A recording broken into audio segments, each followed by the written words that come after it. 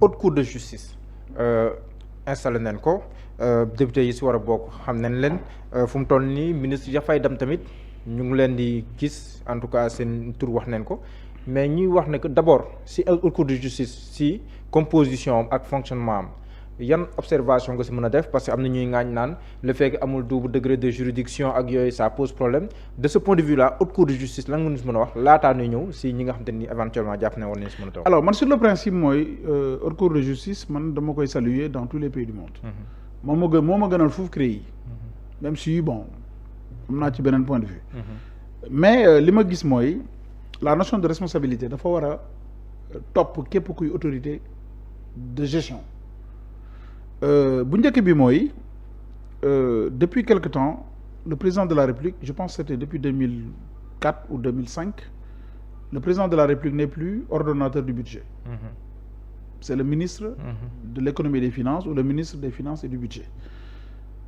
Avec les lois programmes ce sont les ministres maintenant qui deviennent eux-mêmes des ordonnateurs donc ñooñu dañuy yore koomu réew mi war nañ mën a à tout moment rendre compte loolu mooy l'idée de responsabilité. En droit, est-ce que waaw contrario est-ce que ça rend irresponsable le président de la République? Du point de vue financier, oui. Le président ne gère rien. D'ailleurs moo tax Guy Marius Sagna quand j'ai lu sa proposition d'ordonnance de mise en accusation, j'ai rigolé parce que la gestion des finances publiques n'incombe aucunement au président de la République. Loolu il faut qu'il le sache. Et que entre autres il ne peut être poursuivi que par haute trahison. On verra ça après. Voilà, mais pour ce qui est des ministres pour man képp kuy ministre bu ñu la woowee da ngaa war a kontaan dem seetal sa bopp wax ni nga yor woon réew mi parce que gënoo fi kenn ëppoo fi xam-xam kenn ëppoo fi njàng kenn ëppoo fi juddu kenn président de la République bi ñëpp fal tànn la ni la kay dimbali ma ci liggéey bi ma réew mi dénk kooku damaa yaakaar ni boo paree muy ñaari fan muy at muy juróomi at war ngaa taxaw même buñ la woowulee sax nga ne waaye woo leen ma pour ma ñëw leeral li ma yoroon. haute cour de justice nag composition bi nii la d'ailleurs boo xoolee article 99 à article 101 trois articles rek ñoo koy régir au niveau de la constitution. D'accord. Composition bi mooy président bi c'est le premier président de la Cour suprême kon ay magistrats ñoo yore liggéey bi même bu fekkee acte bi ëllëg ay parlementaires ña nga ca le premier président de la Cour suprême mooy président haute cour de justice suppléé par le président de la chambre pénale de la Cour suprême moom mooy nekk suppléant au cas où mu empêché wu wala mu am feneen foo xamante ni war nañ ko fa mën a teewee mu am nag ci biir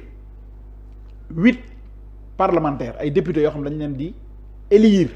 au suffrage secret et particulièrement à la majorité absolue. Mais ñoom dañuy àtte wala duñu àtte? ñoom dañuy àtte. Ah ñoom dañuy àtte. C'est des juges mais ce sont pas des magistrats. moo tax dinaa l'expliquer naka lay procédure bi demee. ay juges lañ. bu ñu la leen wooyee dañuy toog juger au même titre que les autres mais le président est un magistrat appartenant à l'appareil judiciaire. Ok ñu am ci 8 titulaires et 8 suppléants. léegi bu ñu demee ba war a nag dugg ci accusation bi benn député président assemblée nationale wala autorité habilitée mën na demander à ce que ñu topp benn ministre le procureur le procureur de la République mën na demander ñu porte kii foofu nag le procureur de la République bi nga xamante ni moom la ñu affilié haute cour de justice c'est le procureur général près la Cour suprême moom mooy procureur bi nga xamante ni mooy nekkal askan wi ak loi bi devant la haute cour de justice ki nga xamante ne moo mën na ko wuutu en cas d'empêchement c'est le premier avocat général près la Cour suprême donc ñooñu aussi ay avocats lañ donc ministre kenn mënu ko topp lu dul procureur général sur la base de CENTIF par exemple OFNAC wala un député bu xëy suba saisir ko ñu ko tel ministre daal ni mu doon gérer bëgg naa nga xool ko quoi alors bu demee ba accusation bi am maanaam mise en accusation bi dañ tëjaguñ la tuumaalaguñ la dañ noo yaakaar ni am na looy def te leerul ci la ñuy créer de loi bi prévoir na ko la commission d'instruction comme ni am juge d'instruction amee en matière civile en matière pénale foofu commission d'instruction la présidée par le premier président de la cour d'appel de Dakar moom mooy juge d'instruction wu haute cour de justice ki koy jàppale ci loolu c'est le président de la chambre d'accusation de la cour d'appel foofu 4 membres lay am commission d'instruction bi te ñooñu ñëpp ay juges lañ moo tax jugement ba amul solo xam nga fan lan moo am instruction bi foofu amul politique amul député amul dara ay magistrats rek lañ ñeent la ñuy doon titulaire ak ñeent suppléant ñu leen di taxaw te dañ leen di renouveler chaque année désigné au début de chaque année judiciaire bu ñu defee entrée judiciaire bi ci année boobu la ñuy renouveler waat les 4 aussi bien les titulaires que les suppléants ñooñu nag ñooy instruire bu ñu instruire ba gis dara ci la ñuy def seen ordonnance de renvoi jox ko le procureur général mu transférer ko le président de l'Assemblée nationale pour ñu dem ci benn mu transférer ko le président de l'Assemblée nationale ou bien le président de l'Assemblée nationale et le président de la haute cour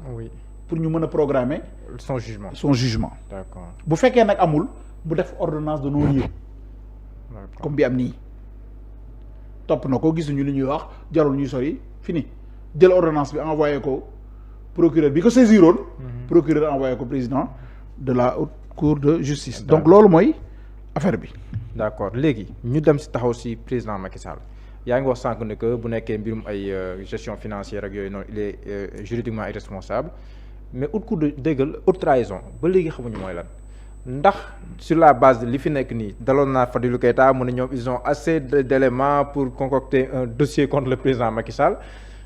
politiquement mun nañ ko wax mais est-ce que juridiquement c'est aussi évident alors ñun bu ñuy jàngale droit constitutionnel bay egsi ba foofu titre bi sax dañu ko tuddee responsabilité du président de la République dañuy bind irresponsabilité pénale pour faire simple c'est un principe qui apparemment ne souffre d'aucune exception parce que la seule exception est inconnue en droit c'est la haute trahison si c'est une infraction pénale demal code pénal code de procédure pénale il y a aucunement la définition de la haute trahison la Constitution moo ko invoqué moo ko évoqué on ne peut suivre pénalement le président de la République qu'en cas de haute trahison or haute trahison c'est pas défini en droit tey boo nee crime la le crime est défini en droit et le crime n'est pas haute trahison